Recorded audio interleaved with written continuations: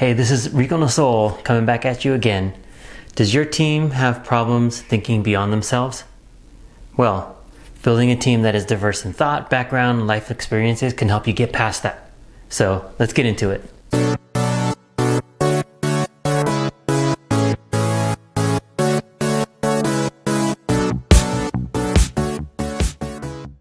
First, let's start with defining diversity. And that does include ethnic and gender diversity, but goes beyond that. There's life experience, there's international versus domestic, there's lower class, middle class, upper class, there's all kinds of different ways, private school, public school. There's lots of ways you can think about diversity. So when you're thinking about building a team, you want the team to look reflective of what society's like. So if the communities that you're serving are made up of all these different kinds of people from different kinds of backgrounds, you want to make sure that the team you're building actually reflects that. You want your team to understand what things that their audience is looking for, what kind of nuances they need. So why wouldn't you do that? The more diversity you can build into your team, the much better you're going to have debate, perspective, different schools of thought, all that good stuff. So let's take an example of when you start to hire, or let's look at an example when I start to hire. So when I'm a hiring manager, first thing I do is start to write down all the different things I need.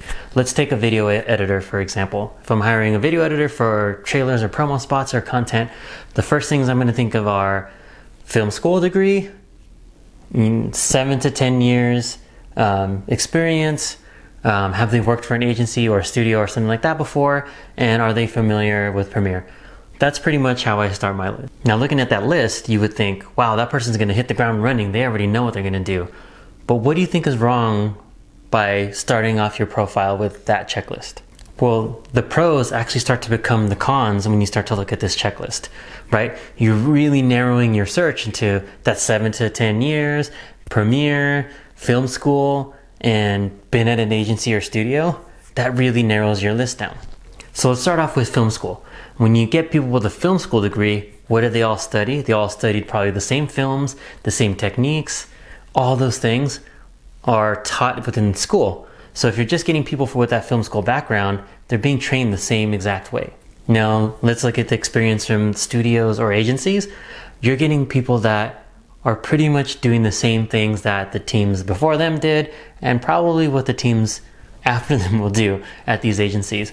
So you're really just actually narrowing down and refining that profile even too much. And then when you start to looking at 7 to 10 years of experience, you get people that are jaded, or they're used to habits, whether they're good habits or maybe bad habits, and you get into a way of thinking that it's hard to break.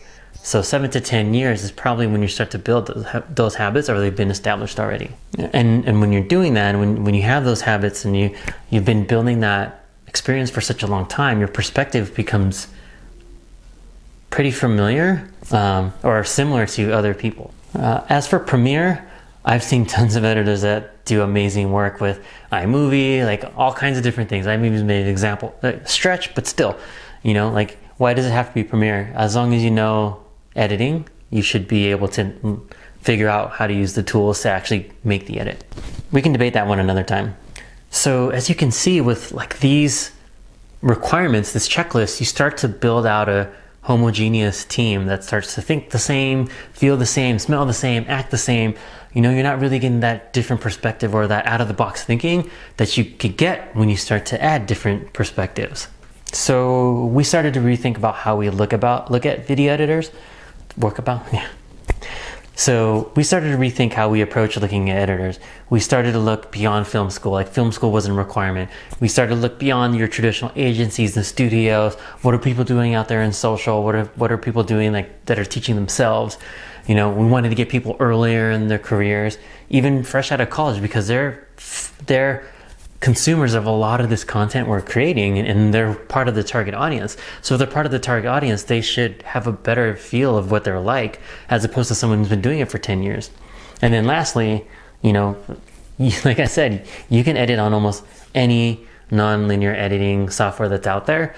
We don't want to debate it now, but Premiere, Final Cut if you still have it, iMovie, Avid, there's tons of editing software that's out there now. And guess what happened?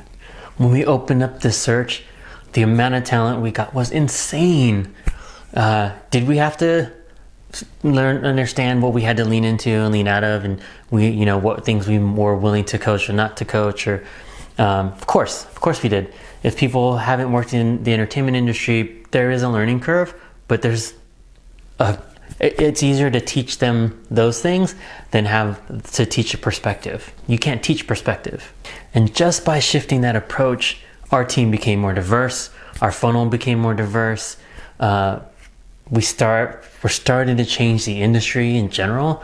So, you should really, really think deep about like what you want your team to look like in the future. Because it will take a lot more effort. It'll be more thoughtful. It'll take more time, but at the end, the reward's going to be worth it. So you're going to get a team that is high performing, that has represents the communities that you serve, and has just tons of ideas just coming from their different backgrounds. So why wouldn't you do that? So if it's that stellar team you're after, this is the way to do it. Hit me up, Rico Nasol, if you want to chat, talk about it, whatever. But get out there, get recruiting, look for perspective. Thanks. Catch you next time.